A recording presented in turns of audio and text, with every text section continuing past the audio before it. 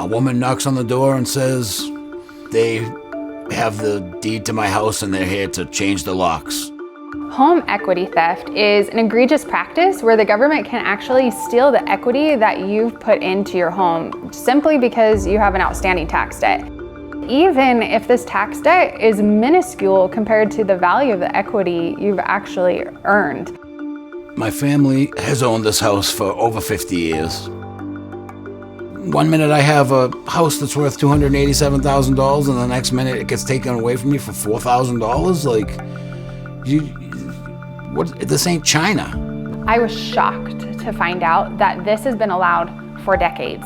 Some state government officials even support it enthusiastically, and some local governments even use it as a line item in their budgets. A years-long legal battle for a man who lost his home over an $8 debt. They prey upon people who, either because of mistake, illness, or just poverty, miss a property tax, and then they, instead of just taking what they're owed with some interest and cost, they take everything. Thankfully, the U.S. Supreme Court ruled unanimously that the government cannot do this. When the government takes property to satisfy a debt and takes more than what is owed, it has a constitutional duty to return or pay for the excess. Just because you owe the government money doesn't mean the government gets to steal in the process. However, this still remains on the books because the ruling only says that it's unconstitutional under the takings clause, and these laws still exist in other states, including Idaho, Montana, and Oregon. We immediately went about producing key analysis. We published video animations explaining the issue,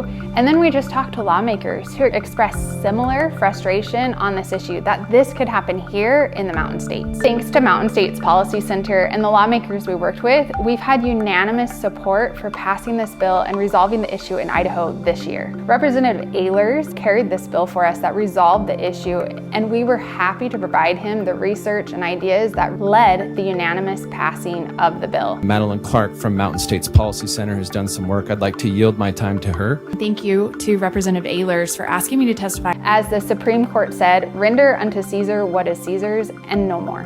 A home is arguably the most important thing and most valuable thing that a family owns. It's where memories are made, it's where financial security is grown, and it's where you should feel safe.